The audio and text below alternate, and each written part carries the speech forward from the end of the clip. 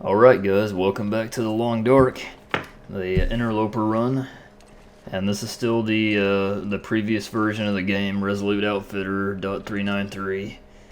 I pre-recorded these videos and I'm dubbing over them, and I did that because I knew the update was going to hit soon and I didn't want the run to be ruined right in the middle. So in the last episode we kind of cowered in fear of a wolf, and then we went and found 2 maple saplings and brought them back here. They're about 2% cured after I took a nap there to regain a little condition, and to see if I could get the wolf that's outside this place to go away.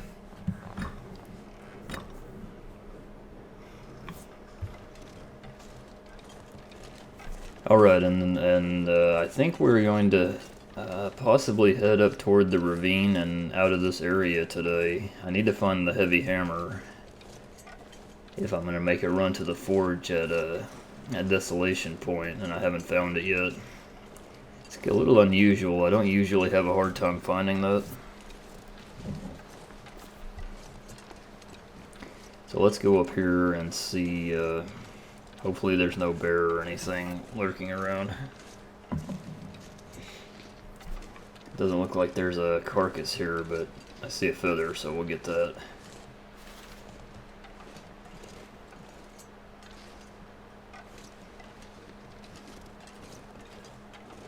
Kind of a foggy day, and I could really stand to drink something, but I will do that in a minute once I get up here a little ways.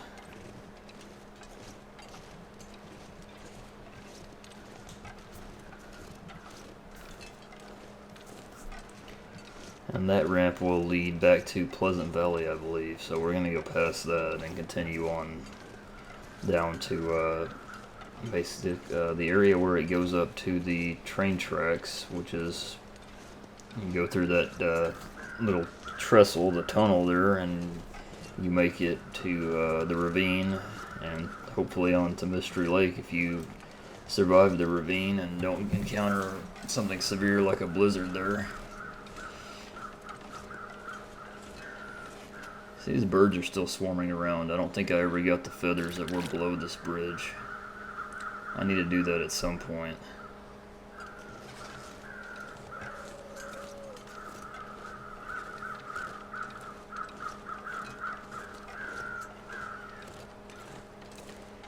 Yeah, we're gonna go ahead and take a look down here. I'm not sure if I can safely get down here right now.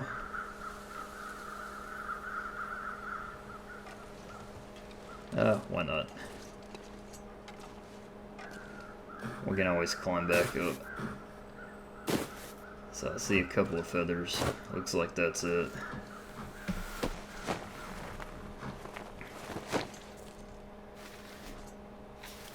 Oh no, there's a third one. Got plenty of coffee on me, that's good.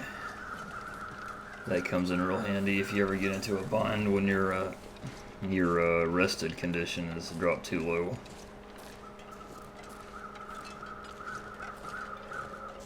I would prefer it to be a little less foggy, but the visibility is actually pretty good. It's not too bad today.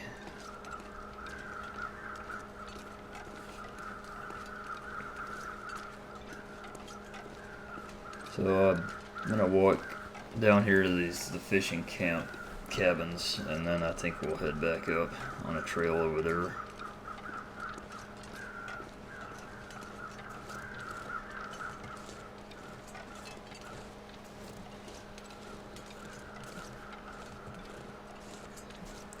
I'm just hoping the weather holds for this journey out to Mystery Lake, or we're going to be in pretty bad trouble, because night's going to fall here before too long.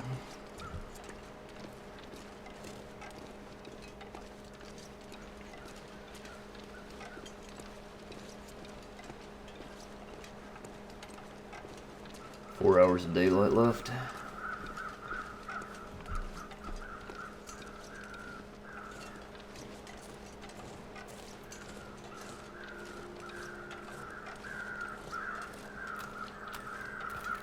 Just gonna go over here and see if there's a carcass where these birds are flying over here. It's a normal carcass spawn, so there might be something there. There's at least feathers there, or the birds would have left by now.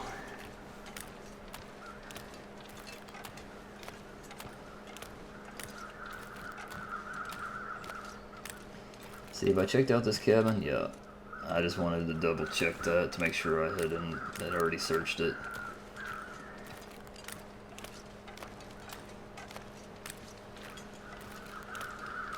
So I've been having a pretty good time playing the new update, the test branch, so if you're into spoilers at all, head over to that video. I'll be running like a mini series on that of like probably 5 to 6 episodes, and that's about it. Just to kind of outline and get a feel for the features. Because I'm sort of playing it for the second time in that series. I only played it for a few minutes prior to that.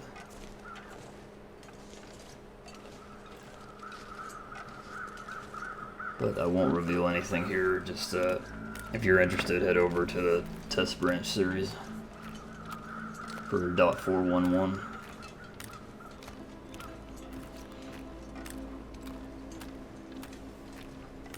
I do like the name Faithful Cartographer for the update. I think that just sounds like a good name. I don't know what else to say about it. I had thought that some crude navigational aid in this game would be appropriate. I didn't want a full-on map like a lot of games have, because that just makes it too easy. People that play the long dart the way I do aren't looking for an easy experience. They're looking for a challenging one. And people that are really into the game will tell you that, I imagine. Some people are just looking to explore, and that's fine, but they can play on, Pilgrim or Voyager, and I'll stick to the Stalker Interloper modes most of the time.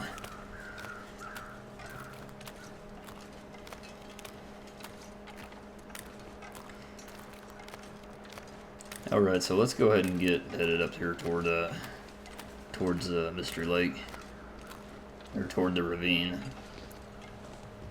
Sometimes I say it as if Mystery Lake is directly connected to here, but it's not. You have to travel a pretty good distance to get to it. And it can be a fairly dangerous trip to make, especially if you're in poor condition, which I'm not now, which is thankfully.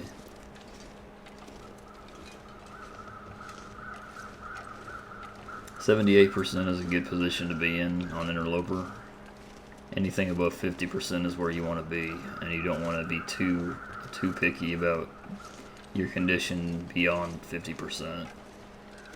You want to be above 50%, but not too much of a stickler about getting up to maximum condition, because you are going to fall back below maximum pretty quickly. You're going to get stuck out in the freezing weather, exploring something or whatever, but it's going to happen to you. You're not going to be able to maintain perfect condition in this mode. So there's not a real point in shooting for that, so I usually don't, unless I can do it in one night, and then I'll go for it, but I'm not going to sleep more than I need to, is what I'm saying.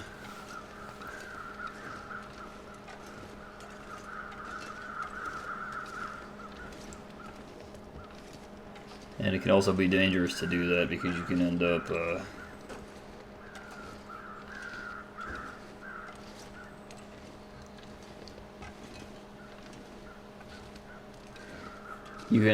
oh, sorry, I heard a noise at my window, but I think it was just a tree branch. Anyways, what was I saying? Okay, yeah, there's no point in staying indoors much anyway to try to get your condition up, because you will get cabin fever in this mode real easily. So I don't know, it's kind of balanced out that they'd really discourage you from doing that anyways. And the mode would just be too easy if you could stay indoors all the time.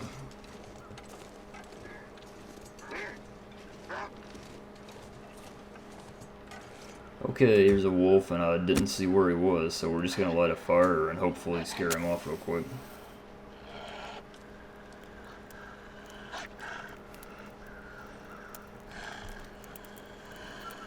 There he goes. I usually just wait to hear him whimper like that, and then I just escape out of the fire, because I don't really need it to burn. I didn't really need to burn it there. I just needed to get him to run off. That's a little trick that comes in handy sometimes. The only downside is it wastes a match, unless you're carrying, you know, a brand or a torch already.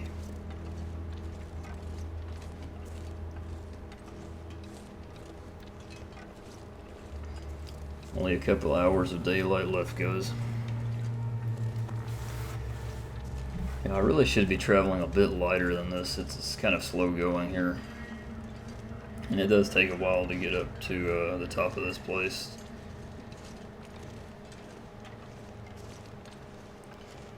Gotta do a couple more switchbacks, I think. Or maybe just around this corner, I don't remember for sure.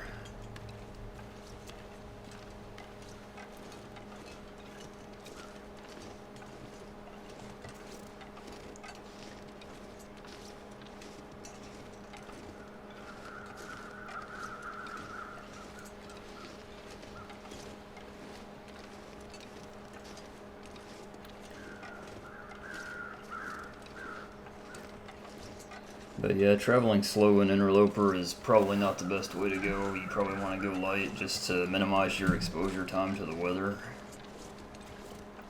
So whatever you can drop, you should drop. Whatever makes sense to drop. And I think this is our entrance to the ravine right up here. There should be a trailer directly to my right now. And I should come onto the train tracks here in a second. Yep, this is it.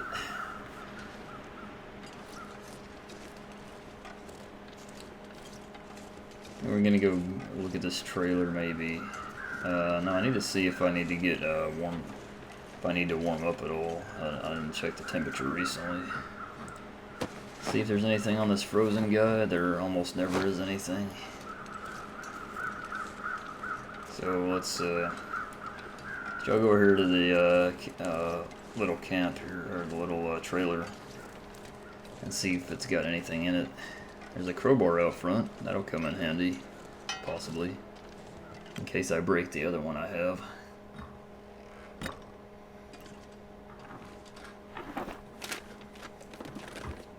Not expecting to find much in here, if anything.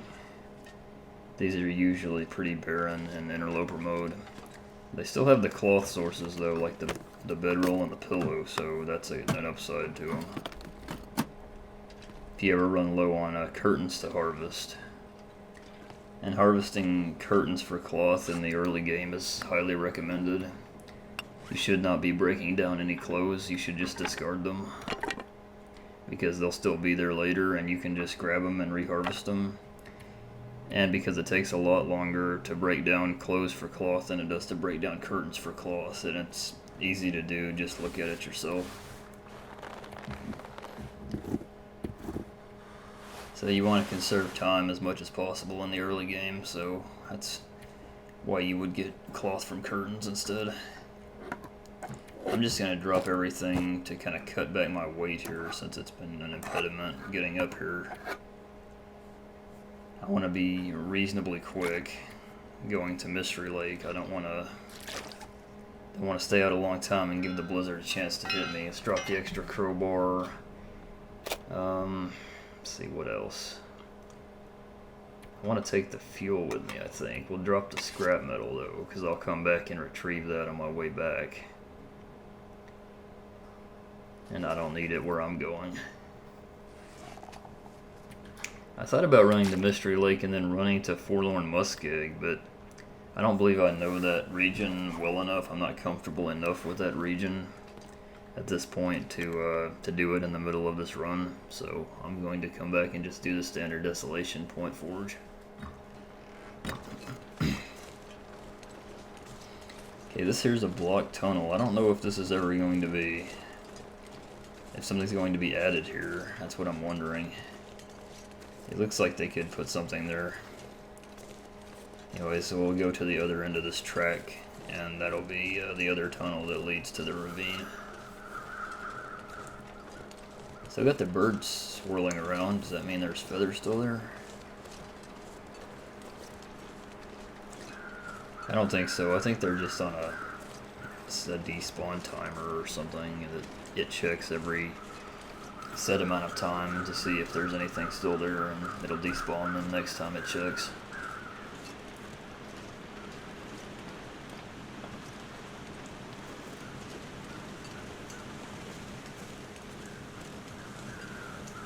Okay, you guys, looks like we got a nice sunset working here. Everything's got a yellow tint to it on the horizon. We've only got 1 hour of daylight left, so this should be interesting.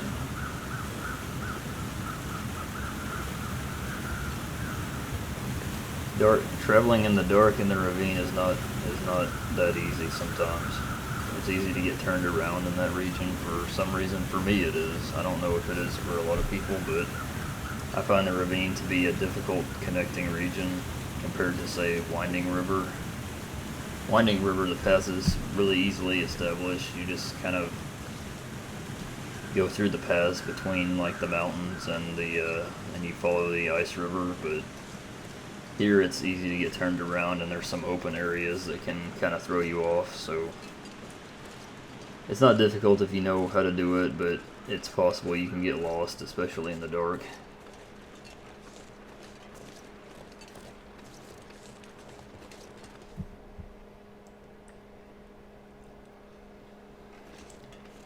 Okay, Raven Falls Railway Line, part of the ravine region, or kind of a sub-region, I guess you call the ravine, a connecting region. We get to go over the infamous train trestle here, which is, I don't know, like 200 feet above the rocks below or more.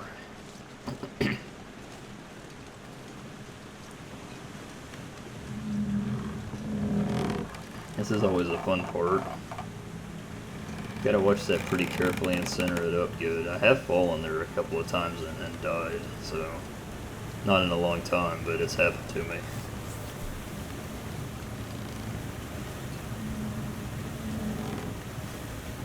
Let's just ease our way along this.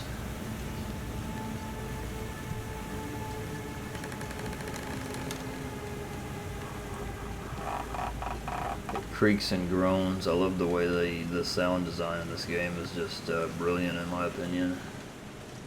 Everything is used to maximize the kind of ambient effects, and the overall environmental quality is excellent. They try to make you really feel a sense of fear at times, especially with some of the noises the buildings make. There's one noise that sounds pretty close to a wolf bark, and that can throw you off sometimes. So if you're hearing wolf barks and you're not seeing any wolves, that's probably why.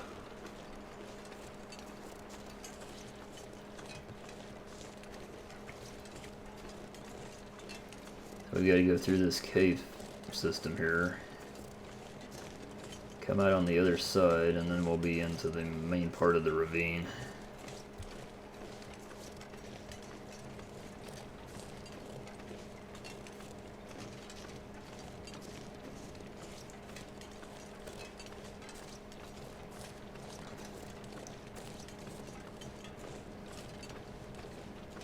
Okay, down to less than 1 hour of daylight left. It's starting to get dark. And this upcoming part is the hardest part of this whole path to Mystery Lake, so it's important to have some light.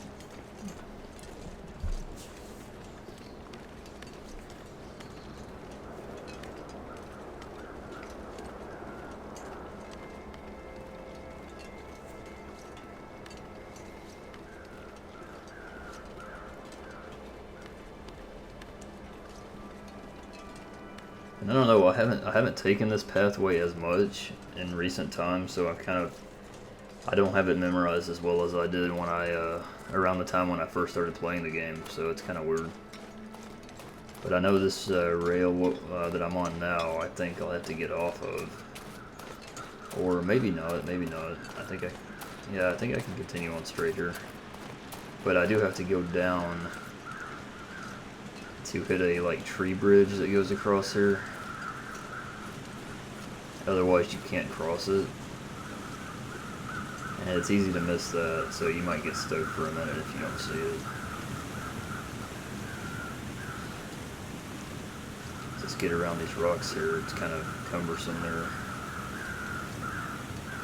And just jump onto the tree and just maintain a straight course down the tree. There's this guy in the backpack. We'll see if the backpack contains anything this time. Nope. I'm sure the guy doesn't have anything either. Yeah. And we'll just collect some rose hips here since they're very close. Now let's continue on down.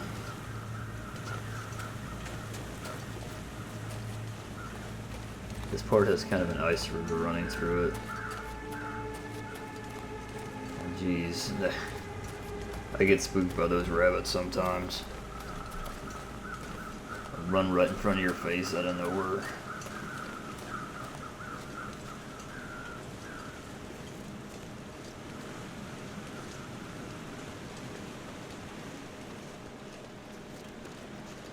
Okay, so we're making pretty good time. I'm glad I lightened my backpack load somewhat.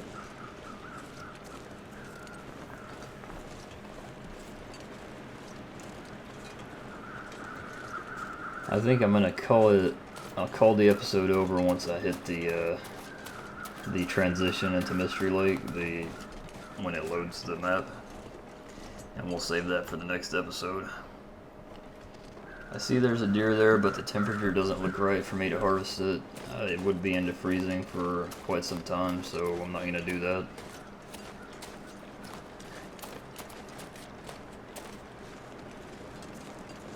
I'm leaving sticks here, which is not the best thing to do, but I'm trying to get through this region as fast as possible.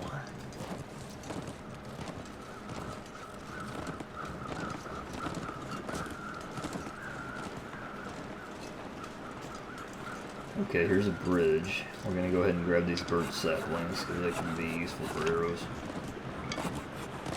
Break those down pretty quick. Man, that deer sure is darting all over the place. Sometimes they do that though. If you're in a closed-in space and they can't get far enough away from you, they'll just keep trying to run away and won't be able to escape. Alright guys, and I think we're headed out of the region here. Headed to Mystery Lake here shortly. Okay, we'll call it an episode here. If you like the channel, subscribe and comment. Thank you.